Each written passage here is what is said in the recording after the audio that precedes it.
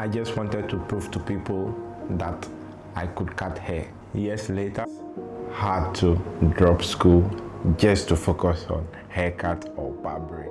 So in this video, I'll be teaching about or talking about how I became a professional barber without any experience or without any knowledge or without me going to a barbering school.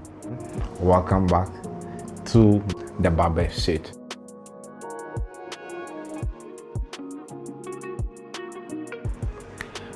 Becoming a barber wasn't something I thought of. Becoming a barber wasn't something I had in mind or I ever dreamt about that, okay, I'm gonna wake up one day and just become a barber, or just wake up and go and cut people's hair, cut hair or trim hair the whole day.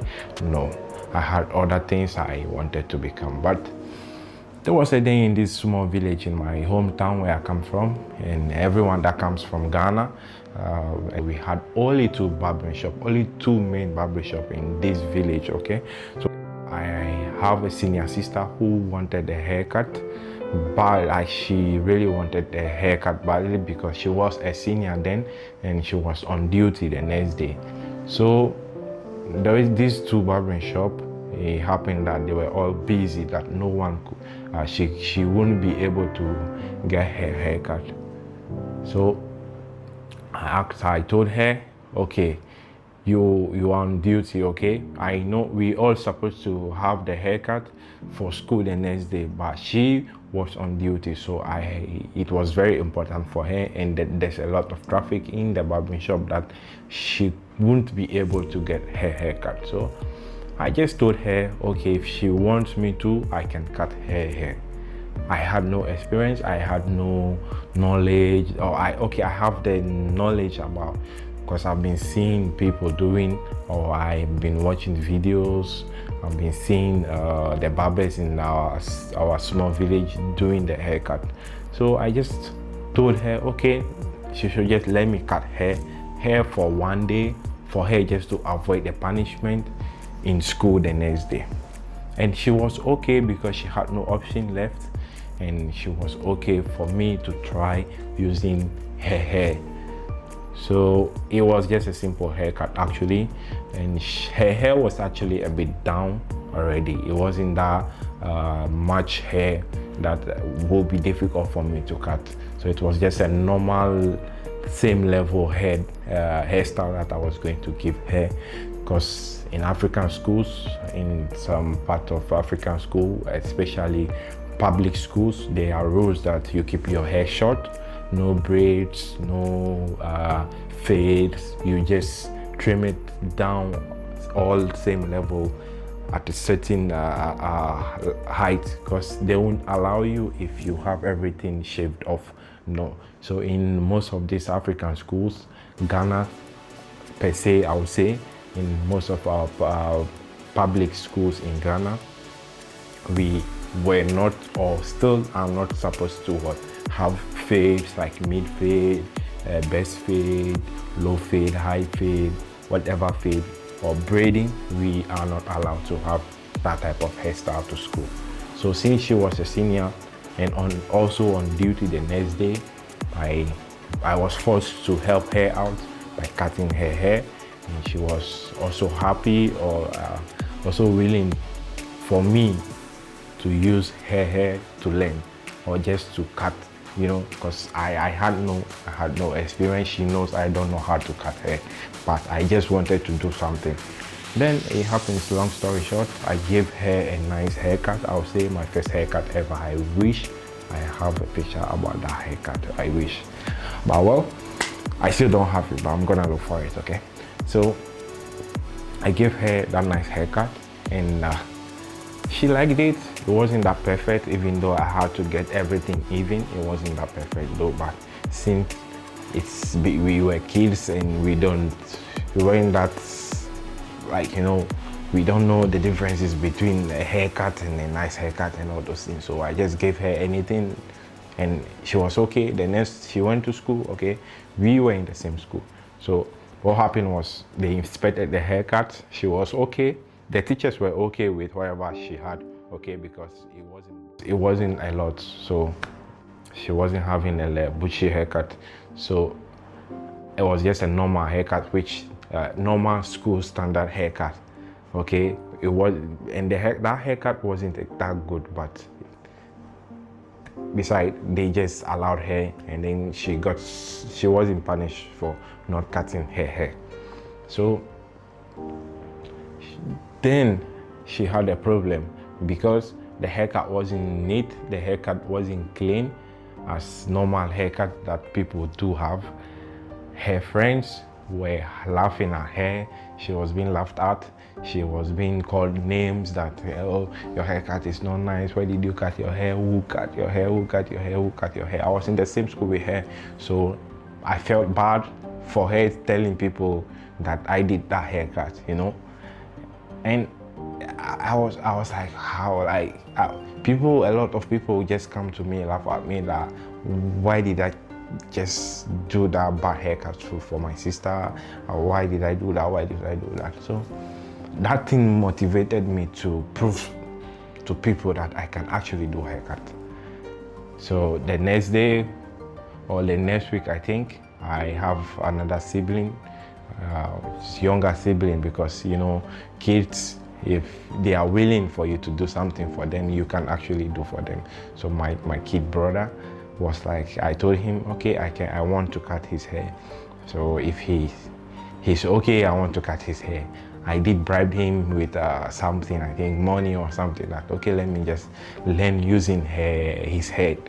Okay, so I used his hair and then started making small practice, because I had a little knowledge that whatever I see people doing on whatever TV, on Facebook, TikTok or Instagram or YouTube, I just practice whatever I see on my little sibling. So he was okay for me to do anything on his hair, because he's just young. He doesn't even know the difference also between a haircut, a good haircut, and a bad haircut.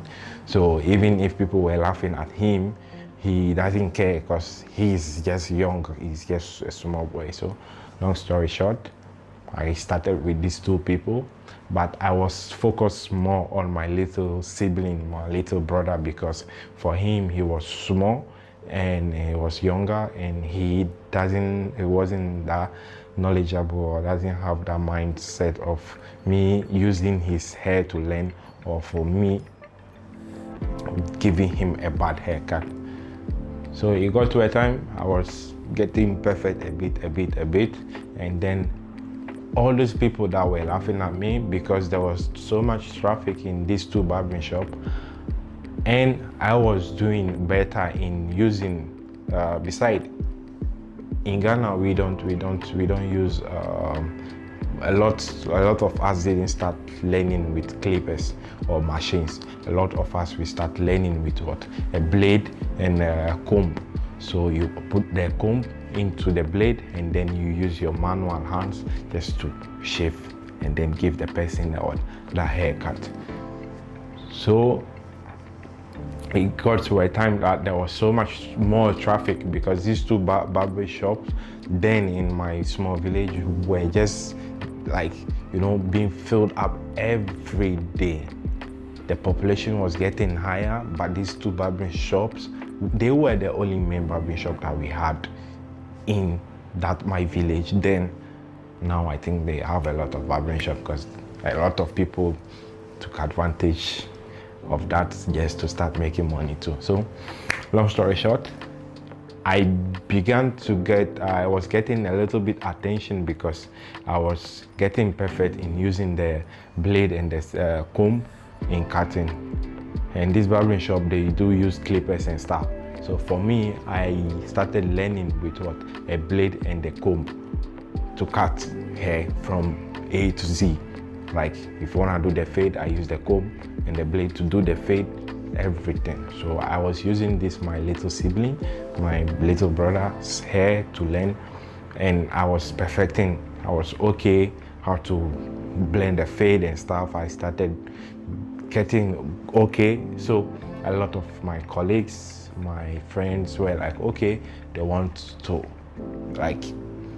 me to cut their hair, because most people cannot wait a long queue to get haircut. And another thing is, most of these barber shop, they don't make appointment. You don't go there with appointment. So most people just go in, and most barbers, even me, till date, sometimes people make appointment, and I still cut my favorite people even before I cut those who have appointments. So imagine those days that even till now, some shops, they don't make appointment. So you can just walk in. So these barbers cut people, or cut for people who can pay more, or people who they like, or people who they are scared of, or whatever.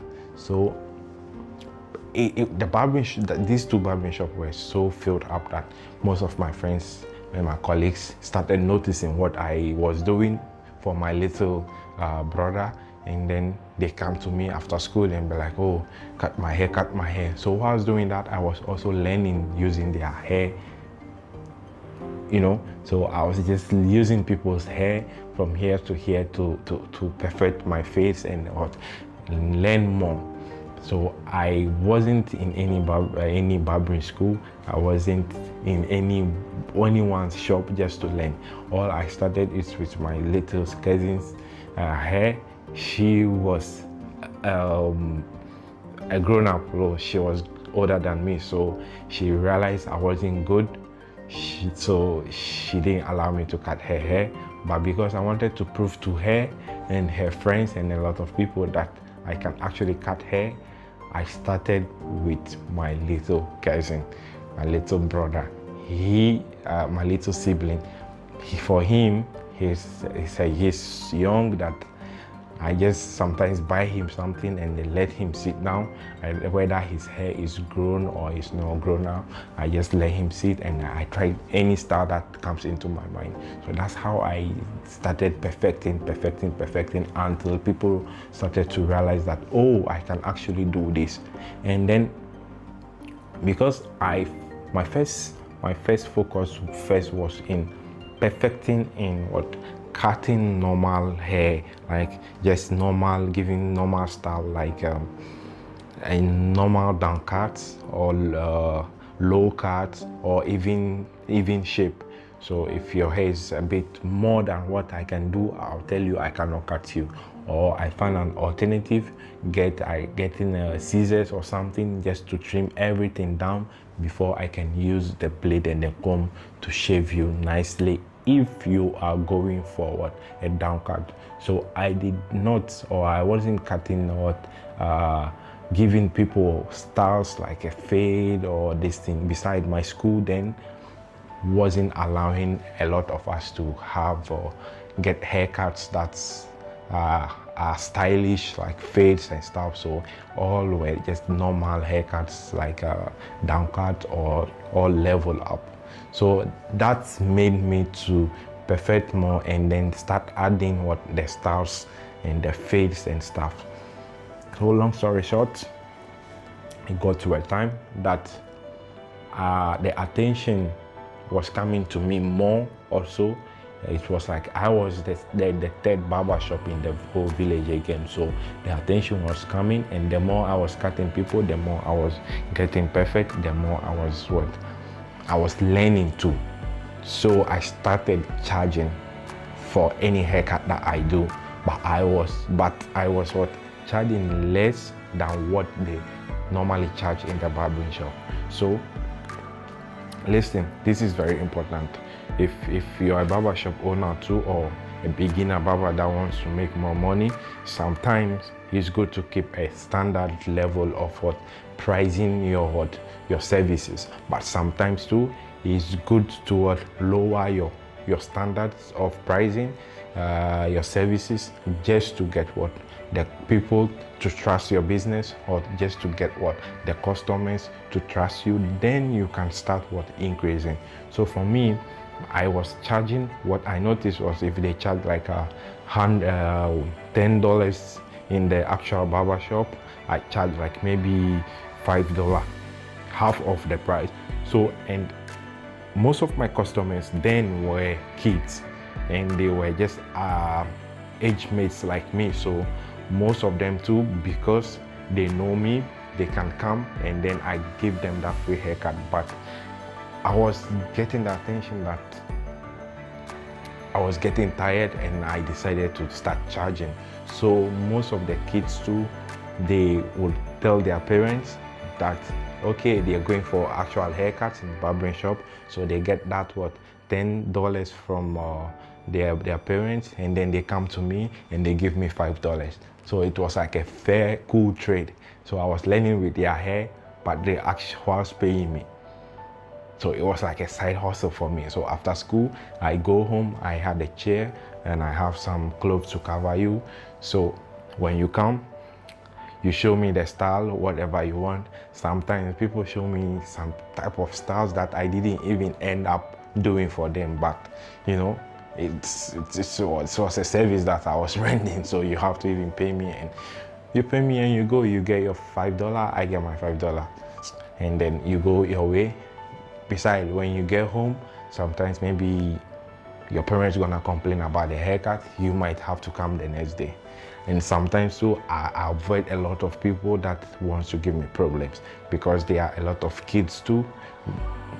They come to you and then they tell you do this type of style, but after that they go home and then their moms or their parents don't like the hairstyle, then they will be forced to come back to where they had their haircut. So I tried as much as I could just to avoid a lot of those things. And then kids that I know will be troublesome, those that cannot talk well, those that cannot will bring me problems after the haircuts. I just try to avoid them, not because of anything, just for my safety, and because I'm a new beginner too. I just don't want to add a lot of things that okay, I might regret. So long story short, first, I never wanted to become a barber. I just wanted to help my cousin, which I did. Then it led to that, okay, she was being laughed at because it wasn't a good haircut. And then I was being forced that, okay, I have to really learn and then prove them wrong. So proving them wrong made me develop passion for it.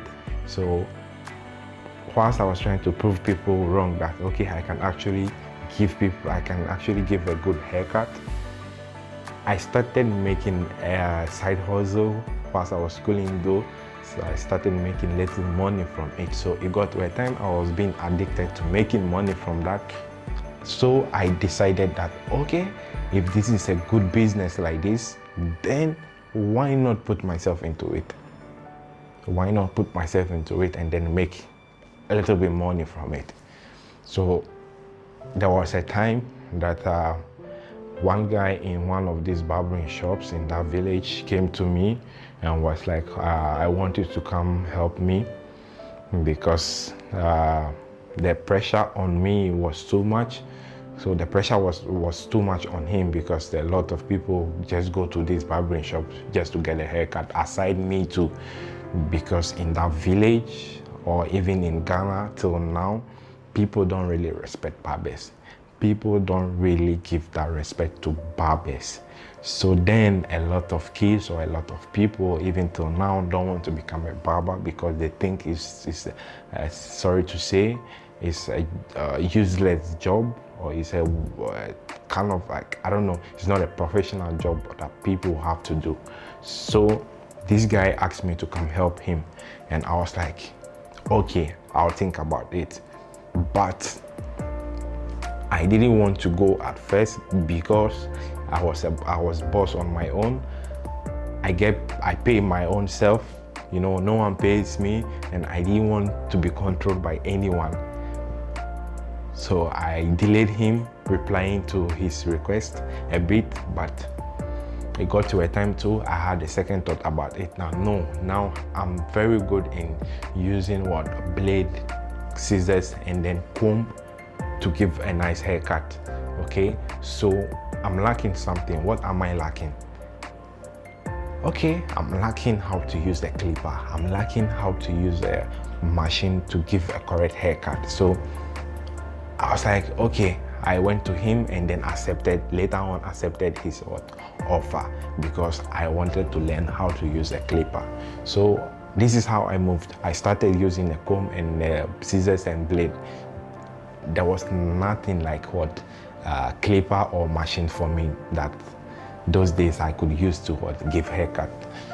So I went to the barbering shop. What I did was he taught me how to regulate the clipper from 0, 1, open guard, close guard, puts guards on the comb, take number 1 guard off, put number 3 guard off. You want it like this, you do like this. So he gave me the guideline as a senior barber that okay, he is the boss of the shop, but because I was good in what I was doing, he wanted me to join him so that I can learn a bit more, and then also for him to also rest sometimes because there was too much pressure on him.